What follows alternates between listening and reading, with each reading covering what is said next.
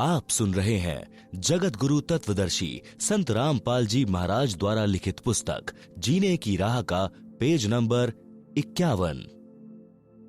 गरीबदास जी कहते हैं, गरीब नर से फिर पशुआ कीजे, गधा बैल बनाए, 56 भोग कहाँ मन बोरे, कुर्डी चरने जाए। गरीब तुमने उस दरगाह का महल ना देखा, धर्मराज के तिल तिल का लेखा। परंतु वह नाराज हो गया और बोला, तू गृहस्थी है, मैं बाल ब्रह्मचारी हूं, आप जाइए, एक साधु को शिक्षा देने आया है। कबीर राम नाम से खिज मरे, कुष्टी हो गल जाए, शुकर होकर जन्म ले, नाक डूबता खाए। भावार्थ, कबीर जी ने कहा है कि अभिमानी व्यक्ति राम नाम की चर्चा से खिज जाता है, फिर कोढ़ यानी कुष्ठ रोग लगकर गलकर मर जाता है। अगला जन्म सुअर का प्राप्त करके गंध खाता है। सुअर की नाक भी गंध में डूबी रहती है। इस प्रकार का कष्ट वह प्राणी उठाता है जो भक्ति नहीं करता या नकली संत बनकर जनता में फोकट महिमा बनाता है। हे हरलाल, मैंने उसके कान में बताया था कि वह दिन याद कर, मैंने क्या कहा था, आप माने नहीं थे। हे जीव, आपको इस किसान का कर्ज उतारना पड़ेगा। लठ खाकर उतार, चाहे राजी खुशी उतार, वैसे पीछा नहीं छूटेगा। उस बैल शरीरधारी नकली बाबा के बात समझ में आ गई है। यह पहले किसी जन्म में परमेश्वर कबीर जी का शिष्य बना था, परंतु फिर गिरी पंथ में चला गया था, जिस कारण से यह सुमार्ग त्याग कर जन्म मरण का कष्ट भोग रहा है। अब यह कभी नहीं बैठेगा। हरलाल जी गरीबदास जी के चरणों में गिर गए और कहा कि हे संत महाराज, मुझे अपना शिष्य बना लो, मैं तो घर बार त्याग कर आपके साथ रहूंगा। मेरी तो आंखें खुल गई। भक्ति बिना जीव कितना कष्ट उठाता है। संत गरीबदास जी ने यह वाणी बोली, गाड़ी बाहो घर रहो, खेती करो खुशहाल, साईं सिर पर राखिए सही भक्त हरलाल। भावार्थ, परमात्मा प्राप्ति के लिए घर त्यागने की आवश्यकता नहीं है। अपना खेती का कार्य तथा गाड़ी बहाने यानी ट्रांसपोर्ट का कार्य खुशी खुशी करो। घर पर रहो, परमात्मा की भक्ति जो मैं बताऊं वह करते रहो, आप सही भक्त कहलाओगे। आप सुन रहे हैं जगत गुरु तत्वदर्शी संत रामपाल जी महाराज द्वारा लिखित पुस्तक जीने की राह का पेज नंबर 52। गरीब नाम उठत नाम बैठत, नाम सोवत जागरे, नाम खाते नाम पीते, नाम सेती लागरे। यही प्रमाण यजुर्वेद अध्याय 40 के मंत्र 15 में है कि वायु अनिलम अथ इदम अमृतम भस्मंतम शरीरम, ओम कृतु स्मर किल्वे, स्मर कृतम स्मर। भावार्थ, संत गरीबदास जी ने कहा कि जो सत्य साधना के सत्य मंत्र मैं आपको दूंगा, उनका जाप खाते पीते जागते समय यानी सुबह सोकर उठो कुछ समय जाप करो, सोने से पूर्व कुछ समय जाप करो, बैठते समय फिर उठते समय परमात्मा का नाम जाप करो। इस प्रकार घर का कार्य भी होता है, स्मरण भी। जैसे गांव में देखते हैं कि लोग सारा सारा दिन ताश खेलते हैं, हुक्के पर वक्त जाया करते हैं, राजनीति की बातें या किसी व्यक्ति की निंदा की चर्चा या सांग सिनेमा देखने में समय नष्ट करते हैं। उस समय को परमात्मा की भक्ति तथा सत्संग चर्चा सुनने में सदुपयोग करें तो मोक्ष संभव है। श्री हरलाल जाट जी दीक्षा लेकर घर आया, घर वालों को सब बात बताई। उस नकली बाबा की यादगार यानी समाधि तोड़ फेंकी और पूरे परिवार को छुड़ानी ले गए। संत गरीबदास जी से दीक्षा दिलाई, अपना तथा अपने परिवार का कल्याण कराया। संत गरीबदास जी के आदेश से उस गोरे बैल को कभी गाड़ी या हल में नहीं जोता। उसको सब पशुओं से भिन्न कमरे में बांधकर अच्छा चारा खिलाया। संत गरीबदास जी ने बताया कि यह भक्त था, कर्म बिगड़ने से पशु बना है, इससे काम न लें। वह बैल 5 वर्ष जिया। भक्त हरलाल जी ने उसकी भक्त मानकर सेवा की, परमात्मा कबीर जी ने अपने भूले भटके भक्त की पशु जीवन में सहायता की। उसको फिर कभी मानव जन्म मिला तो और आगे उसके भाग्य में कोई पूरा गुरु मिला तो मुक्ति है, अन्यथा फिर 84 लाख योनियों में कष्ट तैयार है।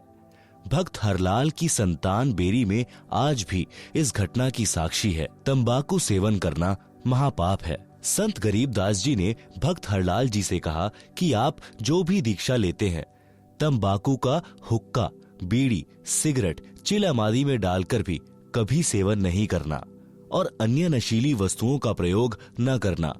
भक्त ने कहा कि हे महाराज जी, तंबाकू तो लगभग सब किसान पीते हैं, इसमें क्या हानि है? उत्तर: संत गरीबदास जी ने बताया कि आपने रामायण तथा महाभारत की कथा तो सुनी होगी, उसमें हुक्का सेवन का कहीं वर्णन नहीं है। तंबाकू की उत्पत्ति बताऊं कैसे हुई है?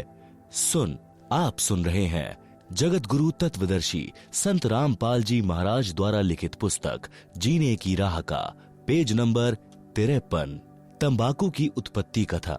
एक ऋषि तथा एक राजा साधु थे। एक दिन राजा की रानी ने अपनी बहन ऋषि की पत्नी के पास संदेश भेजा कि पूरा परिवार हमारे घर भोजन के लिए आए, मैं आपसे मिलना भी चाहती हूँ, बहुत याद आ रही है। अपनी बहन का संदेश ऋषि की पत्नी ने अपने पति से साझा किया तो ऋषि जी ने कहा कि साधु से दोस्ती अच्छी नहीं होती, तेरी बहन वैभव का जीवन जी रही है। राजा को धन तथा राज्य की शक्ति का अहंकार होता है, वे अपनी बेइज्जती करने को बुला रहे हैं, क्योंकि फिर हमें भी कहना पड़ेगा कि आप भी हमारे घर भोजन के लिए आना। हम उन जैसी भोजन व्यवस्था जंगल में नहीं कर पाएंगे। यह सब साधु जी का षड्यंत्र है। आपके सामने अपने को महान तथा मुझे गरीब सिद्ध करना चाहता है। आप यह विचार त्याग दें, हमारे न जाने में हित है। परंतु ऋषि की पत्नी नहीं मानी। ऋषि तथा पत्नी व परिवार राजा का मेहमान बनकर चला गया। रानी ने बहुमूल्य आभूषण पहने थे, बहुमूल्य वस्त्र पहने हुए थे।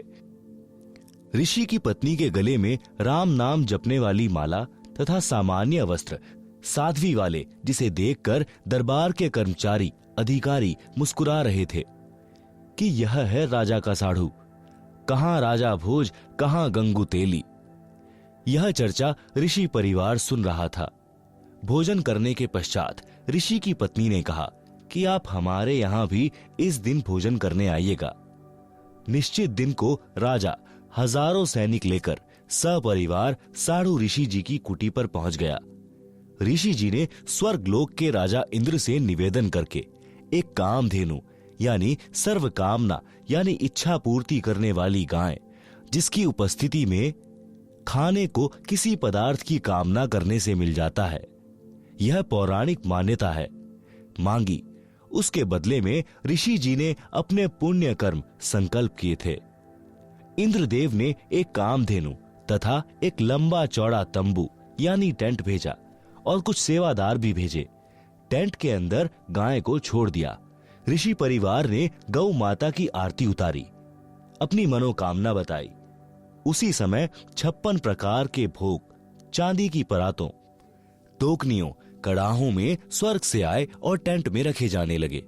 लड्डू, जलेबी, कचौरी, दही बड़े, हलवा, खीर, दाल, रोटी यानी मांडे तथा पूरी, बूंदी, बर्फी, रसगुल्ले आदि आदि से आधा एकड़ का टेंट भर गया। ऋषि जी ने राजा से कहा कि भोजन जीमो। राजा ने बेइज्जती करने के लिए कहा कि मेरी सेना भी साथ में भोजन खाएगी, घोड़ों को भी चारा खिलाना है। ऋषि जी ने कहा कि प्रभु कृपा से सब व्यवस्था हो जाएगी, पहले आप तथा सेना भोजन करें। राजा उठकर भोजन करने वाले स्थान पर गया। वहां भी सुंदर कपड़े बिछे थे। राजा देखकर आश्चर्यचकित रह गया। फिर चांदी की थालियों में भिन्न भिन्न प्रकार के भोजन ला लाकर सेवादार रखने लगे। अन्न देव की स्तुति करके ऋषि जी ने भोजन करने की प्रार्थना की। राजा ने देखा कि इसके सामने तो मेरा भोजन भंडारा कुछ भी नहीं था। मैंने तो केवल ऋषि परिवार को ही भोजन कराया था, वह भी 3-4 पदार्थ बनाए थे। राजा शर्म के मारे पानी पानी हो गया। खाना खाते वक्त बहुत परेशान था। ईर्ष्या की आग धधकने लगी। बेइज्जती मान ली। सर्व सैनिक खाएं और सराहें। राजा का रक्त जल रहा था। अपने टेंट में जाकर ऋषि को बुलाया और पूछा कि यह भोजन जंगल में कैसे बनाया। न कोई कड़ाही चल रही है, न कोई चूल्हा जल रहा है। ऋषि जी ने बताया कि मैंने अपने पुण्य तथा भक्ति के बदले स्वर्ग से एक गाय उधारी मांगी है। उस गाय में विशेषता है कि हम जितना भोजन चाहें तुरंत उपलब्ध करा देती है। राजा ने कहा कि मेरे सामने उपलब्ध कराओ तो मुझे विश्वास हो। ऋषि तथा राजा टेंट के द्वार पर खड़े हो गए। अंदर केवल गाय खड़ी थी। द्वार की ओर मुख था। टेंट खाली था क्योंकि सबने भोजन खा लिया था। शेष बचा सामान तथा सेवक ले जा चुके थे। गाय को ऋषि जी की अनुमति का इंतजार था। राजा ने कहा कि ऋषि जी, यह गाय मुझे दे दो। मेरे पास बहुत बड़ी सेना है। उसका भोजन इससे बनवा लूंगा। तेरे किस काम की है? ऋषि ने कहा, राजन, मैंने यह गौ माता उधारी ले रखी है। स्वर्ग से मंगवाई है। मैं इसका मालिक नहीं हूं। मैं आपको नहीं दे सकता। राजा ने दूर खड़े सैनिकों से कहा कि इस गाय को ले चलो। ऋषि ने देखा कि साढ़ू की नीयत में खोट आ गया है। उसी समय ऋषि जी ने गौ माता से कहा कि गौ माता, आप अपने लोक, अपने धनी स्वर्गराज इंद्र के पास शीघ्र लौट जाएं। उसी समय कामधेनु टेंट को फाड़कर सीधी ऊपर को उड़ चली। राजा ने गाय को गिराने के लिए गाय के पैर में तीर मारा। गाय के पैर से खून बहने लगा और पृथ्वी पर गिरने लगा। गाय घायल अवस्था में स्वर्ग में चली गई। जहां जहां गाय का रक्त गिरा था वहीं वहीं तंबाकू उग गया। फिर बीज बनकर अनेकों पौधे बनने लगे। संत गरीबदास जी ने कहा है कि तमा प्लस खू यानी तमाखू। खू नाम खून का, तमा नाम गाय। 100 बार सौगंध इसे न पिए खाएं। आप सुन रहे हैं जगत गुरु तत्वदर्शी संत रामपाल जी महाराज द्वारा लिखित पुस्तक जीने की राह का पेज नंबर 54। भावार्थ। भावार्थ है कि फारसी भाषा में तमा गाय को कहते हैं, खू खून यानी रक्त को कहते हैं। यह तमाकू गाय के रक्त से उपजा है। इसके ऊपर गाय के बाल जैसे रूंग यानी रोम जैसे होते हैं। हे मानव, तेरे को 100 बार सौगंध है कि इस तमाकू का सेवन किसी रूप में भी मत कर। तमाकू का सेवन गाय का खून पीने के समान पाप लगता है।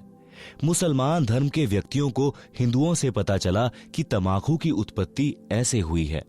उन्होंने गाय का खून समझकर खाना तथा हुक्के में पीना शुरू कर दिया, क्योंकि गलत ज्ञान के आधार से मुसलमान भाई गाय के मांस को खाना धर्म का प्रसाद मानते हैं।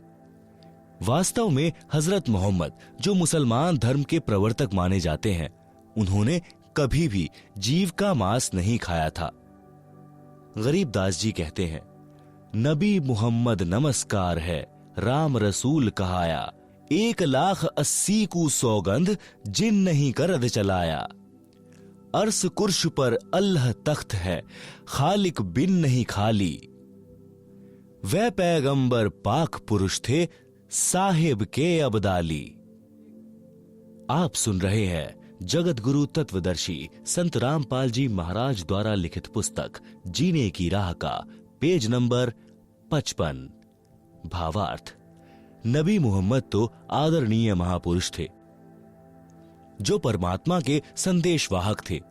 ऐसे ऐसे 1,80,000 पैगंबर मुसलमान धर्म में यानी बाबा आदम से लेकर मोहम्मद तक माने गए हैं।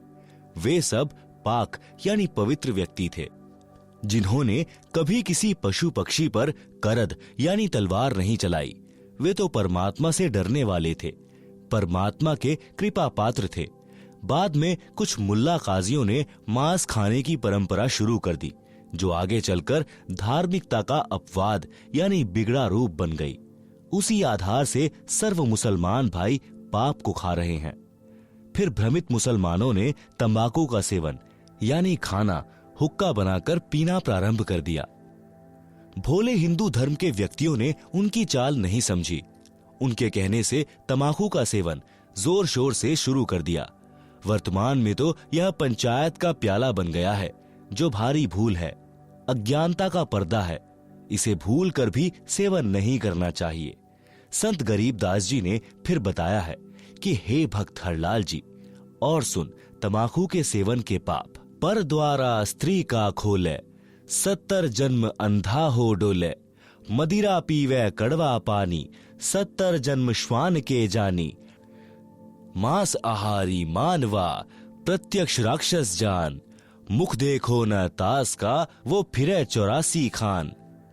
सुरापान मधमासाहारी, गमन करे भोगे पर नारी। 70 जन्म कटत हैं शीश, साक्षी साहिब है जगदीश।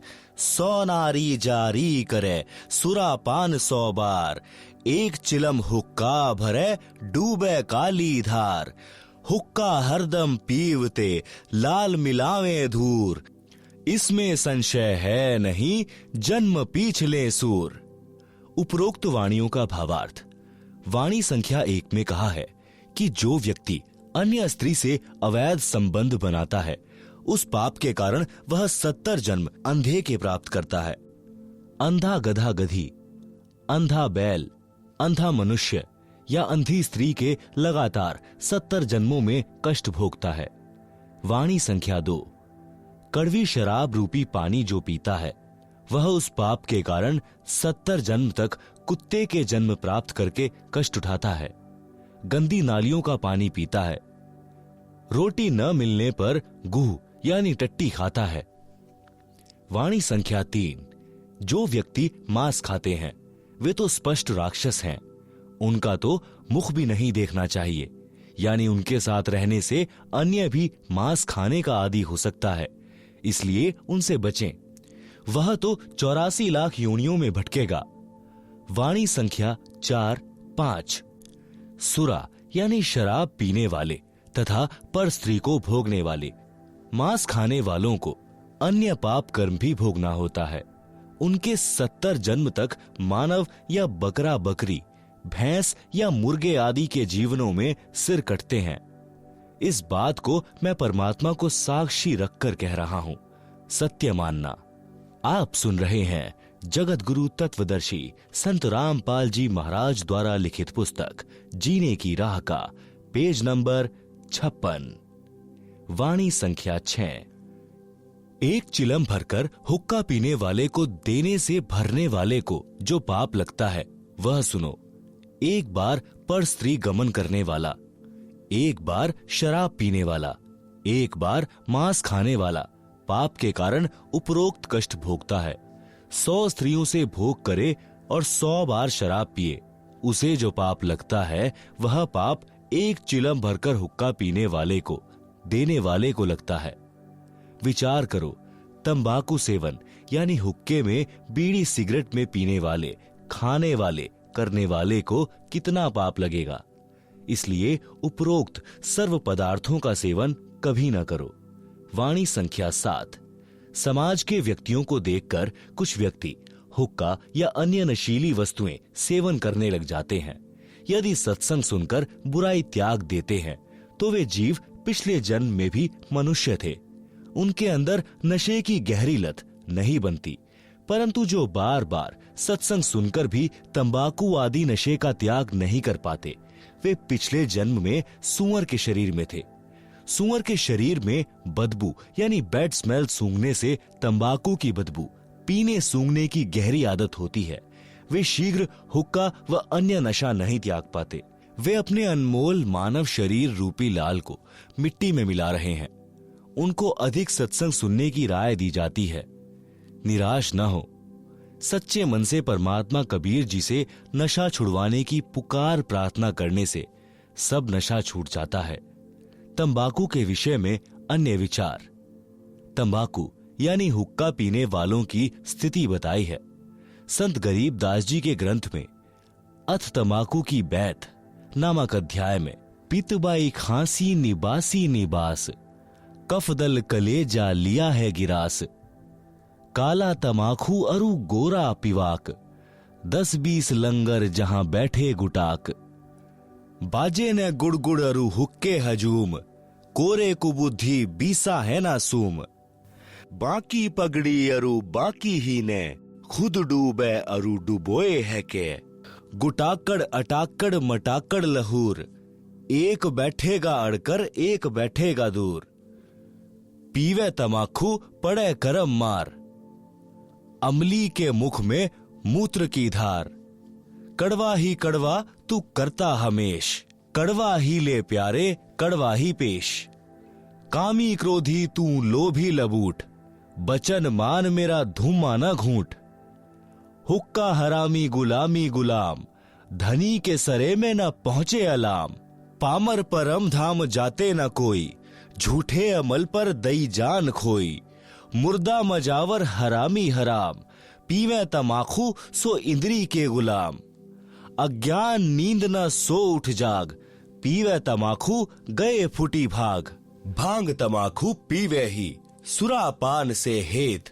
गोसत मिट्टी खाए कर, जंगली बने प्रेत। पान तमाखू चाब ही सांस नाक में देत, सो तो अकार्थ गए जो भड़ भूजे का रेत। भांग तमाखू पी वही गोसत गला कबाब।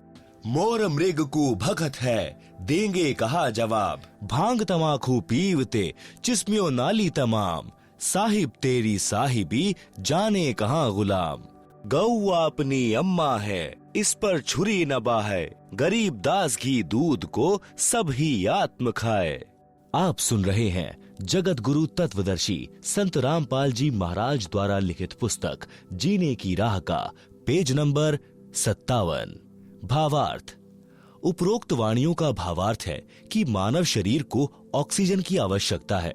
उसके स्थान पर तंबाकू का धुआं यानी कार्बन डाइऑक्साइड प्रवेश करता है तो उनको खांसी रोग हो जाता है। पित्त तथा बाय यानी बाय का रोग हो जाता है। हुक्का पीने वाले का बैठने का स्टाइल बताया है कि हुक्का पीने वाले एक दो तो हुक्के के निकट बैठेंगे, एक कुछ दूरी पर बैठेगा और कहेगा कि सरकाइए थोड़ा सा। दूसरे उसकी ओर हुक्का देंगे। फिर नै यानी नली जिससे धुआं खींचते हैं, गुरड़ गुरड़ बाजेगी। आप तो हुक्का पीकर डूबे हैं और छोटे बच्चे भी उनको देखकर वही पाप करके नरक की काली धार में डूबेंगे। जो तंबाकू पीते हैं उनके तो भाग फूटे ही हैं। अन्य को तंबाकू पीने के लिए उत्प्रेरक बनकर डुबोते हैं। उपरोक्त बुराई करने वाले तो अपना जीवन ऐसे व्यर्थ कर जाते हैं जैसे भड़बूजा बालू रेत को आग से खूब गर्म करके चने भूनता है, फिर सारा कार्य करके रेत को गली में फेंक देता है। इसी प्रकार जो मानव उपरोक्त बुराई करता है वह भी अपने मानव जीवन को इसी प्रकार व्यर्थ करके चला जाता है। उस जीव को नरक तथा अन्य प्राणियों के जीवन रूपी गली में फेंक दिया जाता है। जो व्यक्ति उपरोक्त पाप करते हैं वे भगवान के दरबार में क्या जवाब देंगे, यानी बोलने योग्य नहीं रहेंगे। फिर कहा है कि गाय अपनी माता के तुल्य है, जिसका सब धर्म जाति वाले दूध ही पीते खाते हैं। इसलिए गाय को मत मारो। विषय तंबाकू का चल रहा है। भक्ति मार्ग में तंबाकू सबसे अधिक बाधा करता है। जैसे अपने दोनों नाकों के मध्य में एक तीसरा रास्ता है जो छोटी सुई के नाके जितना है। जो तंबाकू का धुआं नाकों से छोड़ते हैं वह उस रास्ते को बंद कर देता है। वही रास्ता ऊपर को त्रिकुटी की ओर जाता है जहां परमात्मा का निवास है। जिस रास्ते से हमने परमात्मा से मिलना है उसी को तंबाकू का धुआं बंद कर देता है। हुक्का पीने वालों को देखा है प्रतिदिन हुक्के की नै यानी नली में लोहे की गज यानी एक पतला सा सरिया घुमाते हैं, जिनमें से धुएं का जमा हुआ मैल निकलता है। वह नै रुक जाती है। मानव जीवन परमात्मा प्राप्ति के लिए ही मिला है। परमात्मा को प्राप्त करने वाले मार्ग को तंबाकू का धुआं बंद कर देता है। इसलिए भी तंबाकू भक्त के लिए महान शत्रु है। वैसे भी हुक्का पीने वाले भी मानते हैं कि तंबाकू अच्छी चीज नहीं है। जब कोई छोटा बच्चा अपने दादा ताऊ पिता चाचा को हुक्का पीते देखता है तो वह भी नकल करता है, हुक्के को पीने लगता है। तो बड़े व्यक्ति जो स्वयं हुक्का पीते हैं उस बच्चे को धमकाते हैं कि खबरदार, अगर हुक्का पिया तो यह अच्छा नहीं है। यदि आप जी इसे अच्छा पदार्थ मानते हैं तो बच्चों को भी पीने दो। आप मना करते हैं तो मानते हो कि यह अच्छा नहीं है, हानिकारक है। सर्दियों में एक मकान में छोटे बच्चे भी सो रहे होते हैं, उसी में हुक्का पीने वाला हुक्का पी रहा होता है। वह स्वयं तो पाप कर ही रहा है, अपने परिवार को धुआं पिलाकर पाप का भागी बना रहा है। छोटे बेटा बेटी को दादा पिताजी अपने हिस्से के दूध से पिलाने की कोशिश करता है कि ले थोड़ा और पी ले, देख तेरी चोटी बढ़ रही है, और पी जा। इस प्रकार उसे दूध का गिलास पिलाकर दम लेता है, क्योंकि दूध बच्चे के लिए लाभदायक है। हुक्का बीड़ी पीने से मना करता है तो दिल तो कहता है कि तंबाकू पीना बुरा है, परंतु समाज में यह बुराई आम हो चुकी है, इसलिए पाप नहीं लगता। जैसे कई कबीले मांस खाते हैं, उनके बच्चों के लिए वह पाप आम बात है। इसी प्रकार तंबाकू पीना भी महापाप है, परंतु परंपरा पड़ गई है, पाप नहीं लगता, इसे त्याग देना चाहिए। भक्त हरलाल जी ने उसी दिन हुक्का तोड़ दिया, चिलम फोड़ दी, सर्व परिवार को वे सब बातें सुनाई, नाम दीक्षा दिलाई। कई पीढ़ी तक बेरी के उन परिवारों में हुक्का नहीं था। बाद में सत्संग के अभाव में फिर से कुछ कुछ पीने लगे हैं। आप सुन रहे हैं जगत गुरु तत्वदर्शी संत रामपाल जी महाराज द्वारा लिखित पुस्तक जीने की राह का पेज नंबर 58। तंबाकू से गधे घोड़े भी घृणा करते हैं। एक दिन संत गरीबदास जी गांव छुड़ानी जिला जज्जर वाले किसी कार्यवश घोड़े पर सवार होकर जींद जिले में किसी गांव में जा रहे थे। मार्ग में गांव मालखेड़ी, जो कि जिला जींद के खेत थे, उन खेतों में से घोड़े पर बैठकर जा रहे थे। गेहूं की फसल खेतों में खड़ी थी। घोड़ा रास्ता छोड़कर गेहूं की फसल के बीचों बीच चलने लगा। खेतों में फसल के रखवाले थे, वे लाठी डंडे लेकर दौड़े और संत गरीबदास जी को मारने लगे कि तेरा दिमाग खराब हो गया है क्या, हमारी फसल का नाश कर दिया, घोड़े को सीधा नहीं चला सकता। ज्यों ही उन्होंने संत गरीबदास जी को लाठी मारने की कोशिश की तो उनके हाथ ऊपर को ही जाम हो गए। सब अपनी अपनी जगह पत्थर की मूर्ति के समान खड़े हो गए। 5 मिनट तक उसी प्रकार रहे। फिर संत गरीबदास जी ने अपना हाथ आशीर्वाद देने की स्थिति में किया तो उनकी स्तंभता टूट गई और सब पीठ के बल गिरे। लाठियां हाथ से छूट गई। ऐसे हो गए जैसे अधरंग हो गया हो। रखवालों को समझते देर नहीं लगी कि यह सामान्य व्यक्ति नहीं है। सबने रोते हुए क्षमा याचना की। तब संत गरीबदास जी ने कहा कि भले पुरुषों, क्या राह चलते व्यक्ति के साथ ऐसा व्यवहार करते हैं? मारने को दौड़े हो, पहले तो यह जानना चाहिए था कि किस कारण से घोड़ा फसल के बीच में ले गए हो। वे किसान बोले, अब बताइए जी, घोड़ा किस कारण से फसल में चला गया था? संत गरीबदास जी ने पूछा कि इस खेत में इस फसल से पहले क्या बीज रखा था? उन्होंने बताया कि ज्वार बोई थी। उससे पहले क्या बोया था? उन्होंने बताया कि तंबाकू बीजा था। संत गरीबदास जी ने बताया कि उस तंबाकू की बदबू अभी तक इस खेत में उठ रही है। उसकी बदबू से परेशान होकर मेरा घोड़ा रास्ता त्याग कर दूर से जाने लगा। उस तंबाकू को आप पीते हो, आप तो पशुओं से भी गए गुजरे हो। सुन लो ध्यान से, इसके बाद इस गांव में कोई व्यक्ति हुक्का नहीं पिएगा, तंबाकू सेवन नहीं करेगा। यदि आज्ञा का पालन नहीं हुआ तो गांव को बहुत हानि हो जाएगी। उस समय तो सबने हाँ कर दी। संत के चले जाने के पश्चात बोले कि भर लेना हुक्टी। जब हुक्टी यानी छोटा हुक्का भरने लगे तो हाथ से चिलम छूटकर फूट गई। दूसरी हुक्टी की चिलम लाए, वह भी हाथ में ही चूर चूर हो गई। खेत में जितनी हुक्की थी सब टूट गई, चिलम भी फूट गई। रखवाले डर गए कि उस संत की लीला है। गांव गए तो गांव के सब हुक्के टूट गए, चिलम फूट गई। पूरे गांव में हड़कंप मच गया, भय का वातावरण हो गया। रखवाले गांव में आए तो कारण का पता चला। उस दिन के पश्चात गांव में वर्तमान तक हुक्का यानी तंबाकू सेवन कोई नहीं पीता। गांव का नाम है मालखेड़ी।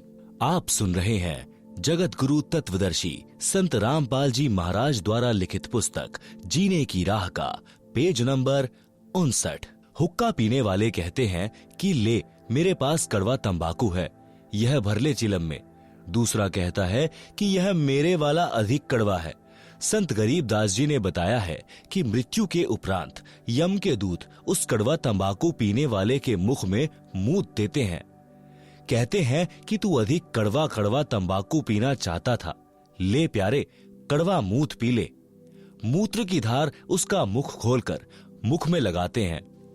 संत गरीबदास जी ने यह तो एक लीला करके बुराई छुड़ाई थी। ज्ञान से जो प्रभाव पड़ता है वह सदा के लिए बुराई छुड़ा देता है। ज्ञान सत्संग से होता है। सत्संग सुनने की रुचि पैदा करो, सत्संग सुनो। निवेदन, उपरोक्त बुराई सर्वथा त्याग दें, इससे जीवन का मार्ग सुहेला हो जाएगा। नशा करता है नाश। नशा चाहे शराब, सुल्फा, अफीम, हीरोइन आदि आदि किसी का भी करते हो, यह आपका सर्वनाश का कारण बनेगा। नशा सर्वप्रथम तो इंसान को शैतान बनाता है, फिर शरीर का नाश करता है। शरीर के 4 महत्वपूर्ण अंग हैं, फेफड़े, जिगर, गुर्दे व हृदय। शराब सर्वप्रथम इन चारों अंगों को खराब करती है। सुल्फा यानी चरस दिमाग को पूरी तरह नष्ट कर देता है। हीरोइन शराब से भी अधिक शरीर को खोखला करती है। अफीम से शरीर कमजोर हो जाता है, अपनी कार्यशैली छोड़ देता है। अफीम से ही चार्ज होकर चलने लगता है। रक्त दूषित हो जाता है। इसलिए इनको तो गांव नगर में भी नहीं रखें। घर की बात क्या, सेवन करना तो सोचना भी नहीं चाहिए। एक व्यक्ति दिल्ली पालम हवाई अड्डे पर नौकरी करता था। सन 1997 की बात है। उस समय उसकी सैलरी 12,000 रुपए महीना थी।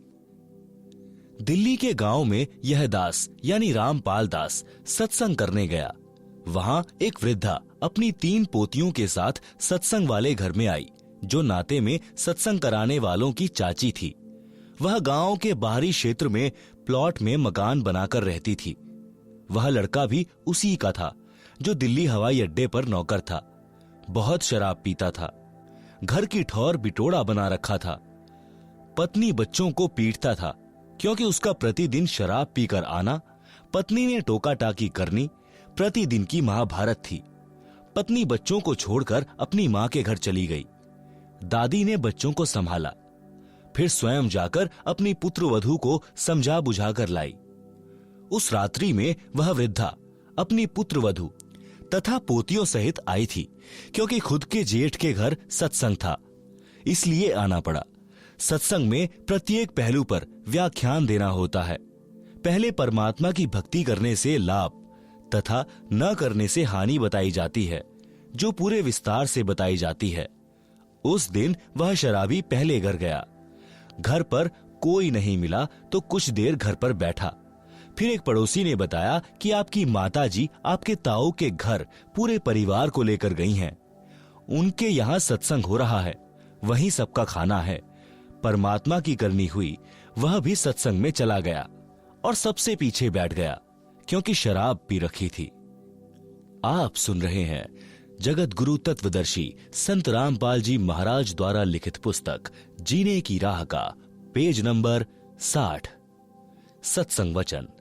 सत्संग में बताया गया कि मानव जन्म प्राप्त करके जो व्यक्ति शुभ कर्म नहीं करता तो उसका भविष्य नरक बन जाता है। जो नशा करता है उसका वर्तमान तथा भविष्य दोनों नरक ही होते हैं। नशा इंसानों के लिए नहीं है, यह तो इंसान से राक्षस बनाता है।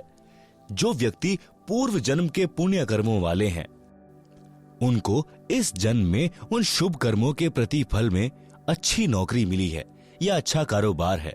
यदि वर्तमान में शुभ कर्म, भक्ति व दान धर्म नहीं करोगे तो भविष्य के जन्मों में गधा, कुत्ता, सूअर, बैल बनकर धक्के व गंध खाओगे। जैसे मानव, स्त्री या पुरुष जीवन में पूर्व के शुभ कर्म अनुसार अच्छा भोजन मिला है, अच्छा मानव शरीर मिला है। जब चाहो खाना खाओ, प्यास लगे पानी पियो, इच्छा बने तो चाय दूध पियो, फल तथा मेवा यानी काजू बादाम खाओ। यदि पूरा गुरु बनाकर सच्चे दिल से भक्ति व सत्संग सेवा, दान धर्म नहीं किया तो अगले जन्म में गधा, बैल या कुत्ता बनकर दुर्दशा को प्राप्त हो जाओगे। न समय पर खाना मिलेगा, न पानी, न कोई गर्मी सर्दी से, मच्छर मक्खी से बचने का साधन होगा। मानव जीवन में तो मच्छरदानी ऑल आउट से बचाव कर लेते हैं, गर्मी से बचने के उपाय खोज लिए हैं, परंतु जब पशु बनोगे तब क्या मिलेगा। संत गरीबदास जी ने परमेश्वर कबीर जी से प्राप्त ज्ञान को इस प्रकार बताया है। नर से तू पशुआ कीजे, गधा बैल बनाई, 56 भोग कहाँ मन बोरे, कुर्डी चरने जाई। भावार्थ, मानव शरीर छूट जाने के पश्चात भक्तिहीन तथा शुभ कर्महीन होकर जीव गधे, बैल आदि आदि की योनियों यानी शरीरों को प्राप्त करेगा। फिर मानव शरीर वाला आहार नहीं मिलेगा। गधा बनकर कुर्डी यानी कूड़े के ढेर पर गंध खाएगा। बैल बनकर नाक में नाथा यानी एक रस्सी डाली जाएगी, रस्से से बंधा रहेगा। न प्यास लगने पर पानी पी सकेगा, न भूख लगने पर खाना खा सकेगा। मक्खी मच्छर से बचने के लिए एक दुम होगी, उसको कूलर समझना, पंखा या मच्छरदानी समझना। जिन प्राणियों के अधिक पाप कर्म होते हैं, पशु जीवन में उनकी दुम भी कट जाती है। 1-1.5 फुट का डंडा शेष बचता है, उसे घुमाता रहता है। आप सुन रहे हैं जगत गुरु तत्वदर्शी संत रामपाल जी महाराज द्वारा लिखित पुस्तक जीने की राह का पेज नंबर 61। एक बैल के पिछले पैर के खुर के बीच में लगभग 1.5 इंच बड़ी कील लग गई। चलने से और अधिक अंदर चली गई। बैल पैर से लंग करने लगा। हाली को लगा कि झटका लग गया है, नस पर नस चढ़ गई होगी, चलने से ठीक हो जाएगा। कई बार ऐसा होता है कि नस पर नस चढ़ जाती तो बैल चलते चलते ठीक हो जाता था, परंतु अब की बार ऐसा नहीं हुआ। सारा दिन बैल हल में चला, घर तक आया तो पैर को कठिनाई से पृथ्वी पर रख पा रहा था, धीरे धीरे चल पा रहा था। घर पर आते ही बैठ गया, चारा भी नहीं चरा, आंखों से आंसू निकल रहे थे क्योंकि दर्द अधिक था। सुबह बैल उठा ही नहीं, लेट गया, पैर पर सूजन अधिक थी। गांव से पशुओं का डॉक्टर बुलाया। पुराने समय की बात है, उस समय ऐसा ही इलाज होता था। डॉक्टर ने देखकर बताया कि इसके घुटने में बाय है, पुराने गुड़ को कूटकर नरम करके पट्टी बांध दो, ठीक हो जाएगा। कील लगी थी खुर में यानी पैर के नीचे वाले हिस्से में। उपचार हो रहा था घुटने का। लगभग 1 महीने ऐसे चला। एक दिन घर के आदमी ने देखा कि बैल के पैर के तलवे यानी खुर के बीच से मवाद निकल रहा है। उसको साफ किया तो पाया कि कील लगी है। किसी औजार से कील निकाली। तब 1 सप्ताह में बैल ठीक हो गया।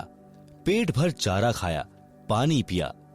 विचार करें, जब यह प्राणी मानव शरीर में था तो उसने स्वप्न में भी नहीं सोचा था कि एक दिन मैं बैल भी बन जाऊंगा। अब बोलकर भी नहीं बता पा रहा था कि दर्द कहां पर है। कबीर जी ने कहा है कि जिह्वा तो वो है भली जो रटे हरि नाम, ना तो काट के फेंक दियो मुख में भलो न चाम। भावार्थ, जैसे जीभ शरीर का बहुत महत्वपूर्ण अंग है, यदि परमात्मा का गुणगान तथा नाम जाप के लिए प्रयोग नहीं किया जाता है तो व्यर्थ है, क्योंकि इस जुबान से कोई किसी को कुवचन बोलकर पाप करता है। बलवान व्यक्ति निर्बल को गलत बात कह देता है, जिससे उसकी आत्मा रोती है, बद्दुआ देती है। बोलकर सुना नहीं सकता क्योंकि मार भी पड़ सकती है। यह पाप हुआ। फिर किसी की निंदा करके, किसी की झूठी गवाही देकर, किसी को व्यापार में झूठ बोलकर, ठग कर अनेकों प्रकार के पाप मानव अपनी जीभ से करता है। परमेश्वर कबीर जी ने बताया है कि यदि जीभ का सदुपयोग नहीं करता है, यानी शुभ वचन, शीतल वाणी, परमात्मा का गुणगान यानी चर्चा करना, धार्मिक सदग्रंथों का पठन पाठन तथा भगवान के नाम पर जाप स्मरण जीभ से नहीं कर रहा है तो इसे काट कर फेंक दो, कोरे पाप इकट्ठे कर रहा है। जीभ को काटने को कहना तो मात्र उदाहरण है जो सतर्क करने को है। कहीं जीभ काट कर मत फेंक देना। अपने शुभ कर्म, शुभ वचन शुरू करना। यदि राम नाम व गुणगान नहीं कर रहा है तो पवित्र मुख में इस जीभ के चाम को रखना अच्छा नहीं है। आप सुन रहे हैं जगत गुरु तत्वदर्शी संत रामपाल जी महाराज द्वारा लिखित पुस्तक जीने की राह का पेज नंबर 62। मानव शरीरधारी प्राणी को वर्तमान में यानी सन 1970 से विशेष सुविधाएं प्राप्त हैं, जिस कारण से दिनों दिन परमात्मा से दूर होता जा रहा है। उतनी ही गति से मानव के दुख निकट आ रहे हैं। वित्तीय स्थिति में सुधार है, परंतु मानसिक शांति समाप्त है। नशा इसका मुख्य कारण है। एक पिता नौकरी पर गया है। बच्चों की आशा होती है कि पिताजी आएंगे, कुछ आवश्यक वस्तुएं लाएंगे। पिताजी आते हैं तो छोटे छोटे बच्चे दौड़कर लिपटते हैं, प्यार पाते हैं। जिन बच्चों का पिता नशा करता है उनके घर में कलह का होना स्वाभाविक है। बच्चे भयभीत रहते हैं। उनका मानसिक विकास, शारीरिक विकास दोनों ही नहीं हो पाते। वह घर नरक समान हो जाता है। आज जो शराब पीकर मस्त हैं, उनकी इज्जत समाज में भी नहीं होती। अगले जन्म में वह व्यक्ति कुत्ता बनेगा, टट्टी खाएगा, गंदी नाली का पानी पिएगा, फिर पशु पक्षी बनकर कष्ट पर कष्ट उठाएगा। इसलिए सर्व नशा व बुराई त्याग कर इंसान का जीवन जियो। सभ्य समाज को भी चैन से जीने दो। एक शराबी अनेकों व्यक्तियों की आत्मा दुखाता है। पत्नी की, पत्नी के माता पिता, भाई बहनों की, अपने माता पिता, बच्चों की, भाई आदि की। केवल 1 घंटे के नशे ने धन का नाश, इज्जत का नाश, घर के पूरे परिवार की शांति का नाश कर दिया। क्या वह व्यक्ति भविष्य में सुखी हो सकता है? कभी नहीं। नरक जैसा जीवन जिएगा। इसलिए विचार करना चाहिए। बुराई तुरंत त्याग देनी चाहिए। एक प्रश्न, किसने देखा है कि अगले जन्म में क्या होता है? उत्तर, उदाहरण के लिए एक समय एक अंधा व्यक्ति जंगल की ओर जा रहा था। आगे एक सज्जन व्यक्ति खड़ा था। उसने कहा कि हे सूरदास जी, इधर मत जाओ, यह रास्ता भयंकर जंगल में जाता है। खूंखार शेर, चीते आदि आदि जानवर रहते हैं। आप लौट जाइए। यदि अंधे ने नशा नहीं कर रखा होगा तो तुरंत मुड़ जाएगा। यदि नशे में है तो कहेगा कि किसने देखा है कि जंगल में भयंकर शेर, चीते, सर्प आदि जानवर रहते हैं, और यह कहकर अपने पथ पर बढ़ जाता है। विचार करें, अंधे को दिखाई नहीं देता और आंखों वाले की बात पर विश्वास नहीं करता, तो उसको कौन से तरीके से समझाया जाए? यदि नहीं मानता है तो उसकी वही दशा होगी जो आंखों वाला बता रहा था, शेर मार डालेंगे। इसी प्रकार संत जन आंखों यानी ज्ञान नेत्र वाले हैं। उन्होंने हमें बताया है जो ऊपर वर्णन किया गया है। हम ज्ञान नेत्रहीन अंधे हैं। यदि हम संतों की शिक्षा पर विश्वास करके रास्ता नहीं बदलेंगे तो वही होगा जो ऊपर बताया गया है। नर से फिर पीछे तू पशुआ कीजे, गधा बैल बनाई, 56 भोग कहाँ मन बोरे, कुरड़ी चरने जाई। आप सुन रहे हैं जगत गुरु तत्वदर्शी संत रामपाल जी महाराज द्वारा लिखित पुस्तक जीने की राह का पेज नंबर 63।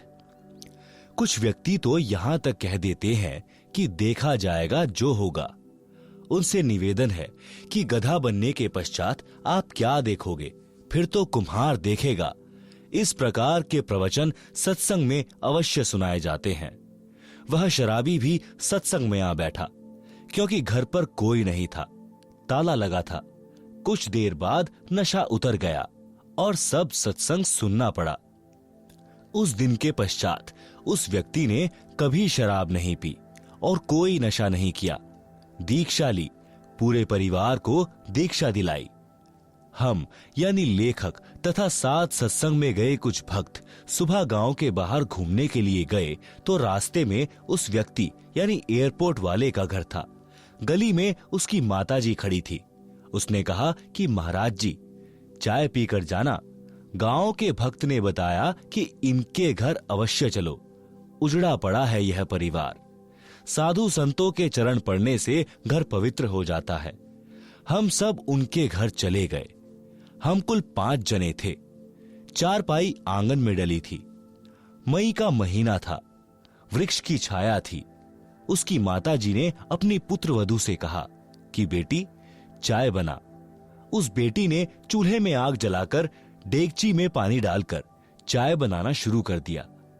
आधे घंटे बाद हमने कहा कि चाय शीघ्र लाओ, हमने घूमने जाना है, फिर किसी अन्य गांव में सत्संग के लिए जाना है। परंतु फिर भी वह बेटी डेगची के नीचे आग जलाए जा रही थी। 2 बार कहा तो वह रोने लग गई। गांव का भक्त उठकर गया तो पता चला कि घर पर न चीनी है, न चाय पत्ती और न ही दूध है। उस व्यक्ति की माताजी भी रोने लगी। कहा कि उजड़े पड़े हैं महाराज, बचा सको तो बचा लो। वह व्यक्ति दीक्षा लेकर वक्त से अपनी ड्यूटी पर चला गया था।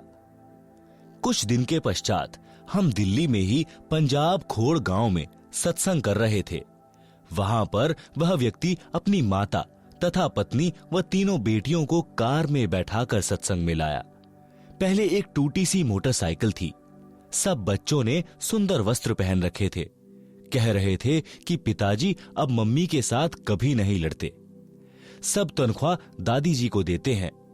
हम तो स्वर्ग में रहने लगे। दादी जी बोली कि उस दिन आपके ऐसे दर्शन हुए कि हम तो उजड़े बस गए।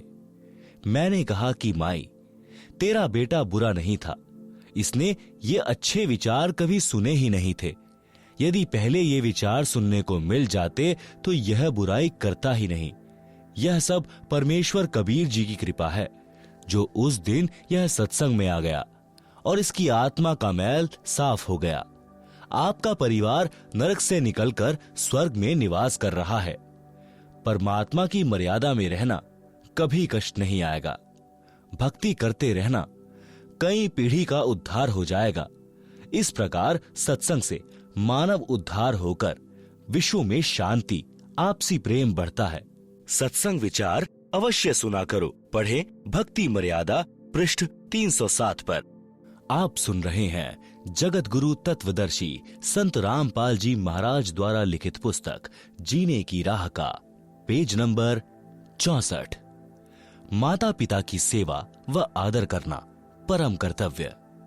प्रत्येक माता पिता की तमन्ना होती है कि मेरी संतान योग्य बने, समाज में बदनामी न ले, अच्छे चरित्र वाली हो, आज्ञाकारी हो, वृद्धावस्था में हमारी सेवा करे, हमारी बहू हमारे कहने में चलने वाली आए, समाज में हमारी इज्जत रखे, वृद्धावस्था में हमारी सेवा करे, प्यार से व्यवहार करे। सतयुग, त्रेता, द्वापर तक यह मर्यादा चरम पर रही। सब सुखी जीवन जीते थे। कलयुग में कुछ समय तक तो ठीक रहा, परंतु वर्तमान में स्थिति विपरीत ही है। इसे सुधारने का उद्देश्य लेखक यानी रामपाल दास रखता है। आशा भी करता हूं कि भगवान की कृपा से, ज्ञान के प्रकाश से सब संभव हो जाता है, हो भी रहा है और होगा, यह मेरी आत्मा मानती है। माता का संतान के प्रति प्यार। एक लड़के का पिता मृत्यु को प्राप्त हो गया। उस समय वह 10-11 वर्ष का था। माता ने अपने एक लौते पुत्र की परवरिश की। माता तथा पिता दोनों का प्यार माताजी ने दिया कि कहीं पुत्र को पिता का अभाव कष्ट न दे। लड़का युवा होकर शराब का आदी हो गया तथा वैश्यागमन करने लगा। माता से नित्य रुपए मांगे और आवारागर्दी में उड़ाए। एक दिन माता के पास पैसे नहीं थे। शराब के नशे में माता को पीटा तथा वैश्या के पास गया। उस दिन पैसे नहीं थे तो वैश्या ने कहा कि अपनी माता का दिल निकाल ला। उल्टा घर आया, माता बेहोश थी। छुरा मारकर माता का दिल निकाल कर चल पड़ा। नशे में ठोकर लगी और गिर गया। माता के दिल से आवाज आई कि बेटा, तेरे को चोट तो नहीं लगी? नशे से बना शैतान वैश्या के पास माता का दिल लेकर पहुंचा तो वैश्या ने कहा कि जब तू अपनी माता का हितैषी नहीं है तो मेरा क्या होगा? किसी के बहकावे में आकर तू मुझे भी मार डालेगा। मेरे को तो तेरे से पीछा छुड़ाना था कि अब तू निर्धन हो गया है, मेरे किस काम का? इसलिए यह शर्त रखी थी कि तू माता का दिल निकाल नहीं सकता, क्योंकि वह तेरे को कभी किसी वस्तु के लिए मना नहीं करती थी। हे शैतान, चला जा मेरी आंखों के सामने से। यह कहकर वैश्या ने उसे घर से बाहर धक्का देकर द्वार बंद कर लिया। वह शैतान घर आया, माता के शव पर विलाप करने लगा। कहा कि माता जी, हो सके तो भगवान के दरबार में भी मुझे बचाना। आवाज आई कि बेटा, कुछ नहीं हुआ, बस तेरे को खुश देखना चाहती हूं। उसी समय नगर के लोग आए, थाने में सूचना दी। उस अपराधी को राजा ने फांसी की सजा दी। राजा ने फांसी चढ़ाने से पूर्व उसकी अंतिम इच्छा जानी। तो उस लड़के ने कहा कि कुछ नागरिकों को बुलाया जाए, मैं अपनी कारगुजारी को सबके साथ साझा करना चाहता हूं। नगर के व्यक्ति आए। उस लड़के ने अपना जुल्म कबूला और बताया कि मैंने उपरोक्त जुल्म किया। मेरी मां की आत्मा अंतिम समय में भी मेरे सुखी रहने की कामना करती रही। मेरे को नशे ने शैतान बना दिया। मैंने वैश्यागमन करके समाज को दूषित किया। आप लोग मेरे से नसीहत लेना। जो घोर पाप मैंने अपनी माता जी को परेशान करके किया, कोई मत करना। माता जैसी हमदर्द संसार में पत्नी भी नहीं हो सकती, भले ही वह कितनी ही नेक हो।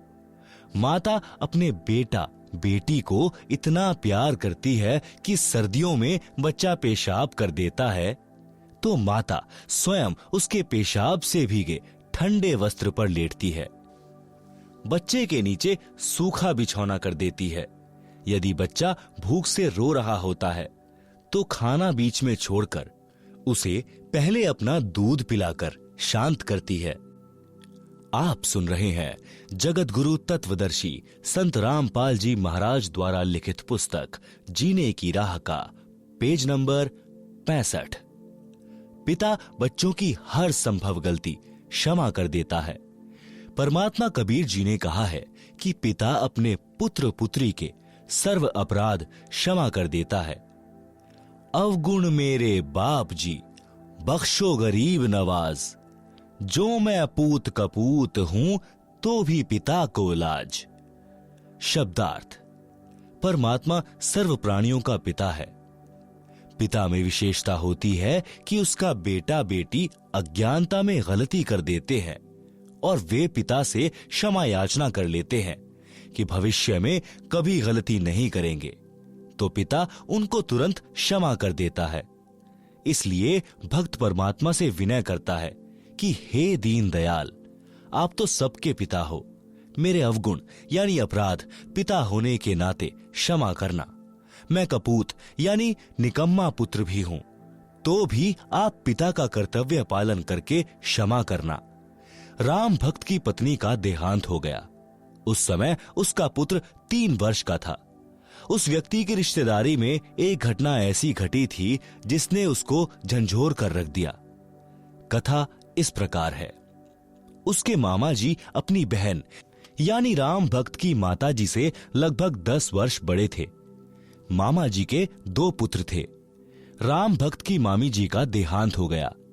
मामी जी ने दूसरा विवाह कर लिया। दूसरी पत्नी को पुत्र हुआ। दूसरी पत्नी पहले वाली के पुत्रों से ईर्ष्या करने लगी। यह विचार किया कि 15 एकड़ जमीन है, 3 जगह बटेगी। उसने उन बच्चों को कांच पीसकर दूध तथा खाने में खिला पिला दिया, जिससे दोनों को धीरे धीरे रोगी होकर मृत्यु हो गई है। डॉक्टर ने बताया कि बच्चे कांच खा गए हैं, जिस कारण से इनकी मृत्यु हुई है। एक दिन उसकी पत्नी ने पड़ोसन से बताया कि मैंने ऐसे ऐसे किया, मेरे बेटे को 15 एकड़ जमीन मिल गई। उस स्त्री ने मेरे मामा जी को बताया।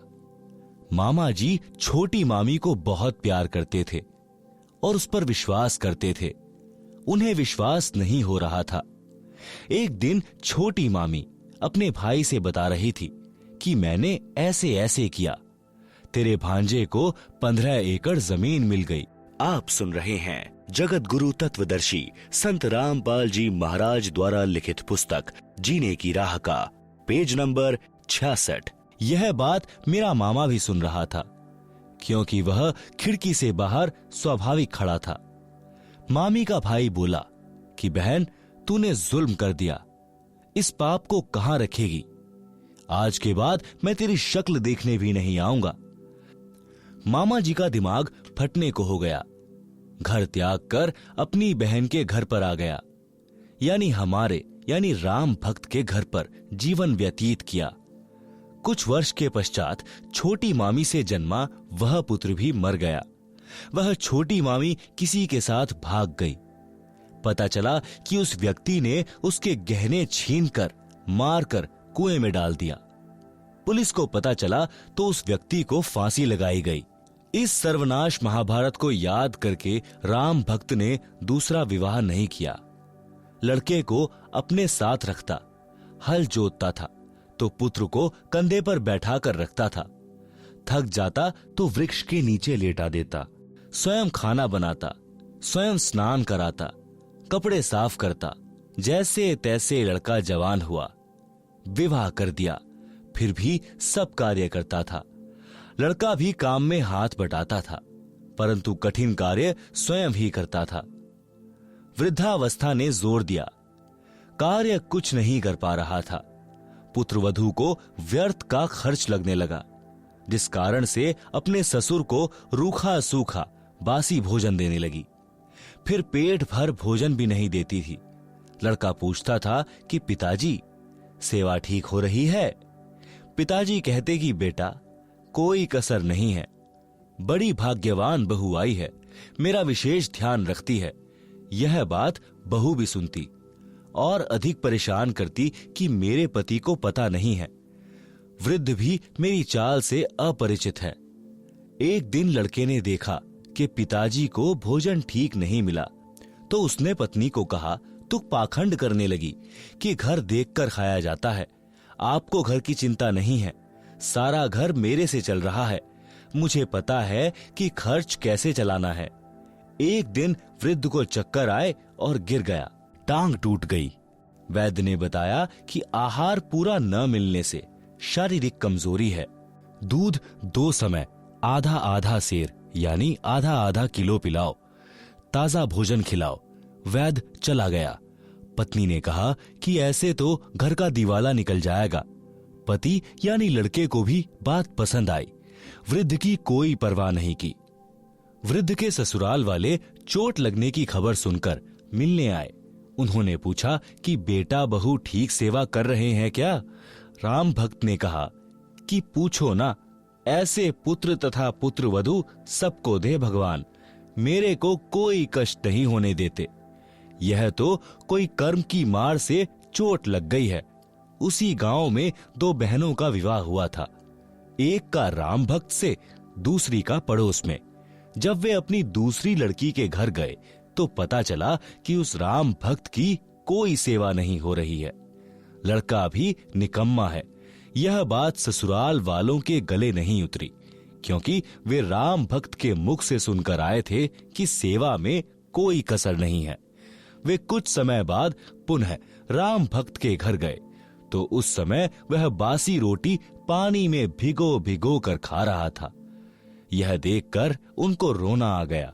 लड़के को बुलाया तथा कहा कि तेरे को शर्म नहीं आती? पता है तेरे को कैसे पाल पोष कर बड़ा किया है? लड़की की बहू भी आ गई। दोनों बोले कि हम तो ऐसे ही सेवा करेंगे। राम भक्त बोला कि आप जाओ, घर में झगड़ा ना कराओ। मेरी किस्मत में जो लिखा है वह मिल रहा है। मैं अपने पुत्र को दुखी नहीं देख सकता। राम भक्त की बुआ का लड़का राम निवास सत्संगी था।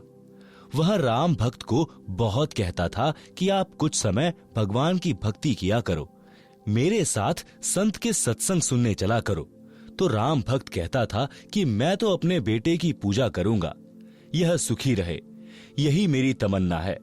बुआ के लड़के ने कहा कि बेटे की पूजा पूरी हो चुकी हो तो अब भी बना लें कुछ कर्म। फिर भी यही कहा कि बेटे बहू को देख देख कर जी रहा हूं। बहुत कहने के पश्चात राम भक्त अपनी बुआ के लड़के राम निवास के साथ सत्संग में गया। फिर राम निवास अपने घर ले गया, उसकी दवा कराई, अच्छा खाना खिलाया, कई महीने अपने पास रखा। राम भक्त भक्ति पर पूरा दृढ़ हो गया। घर पर गया तो बच्चों से कहा, बेटा बेटी पुत्र वधू, आज तक मैंने आपसे कुछ नहीं मांगा, आज एक भीख मांग रहा हूं, आप मेरे साथ सत्संग में एक बार चलो। उन्होंने कहा कि पीछे से पशुओं तथा बच्चों को कौन संभालेगा?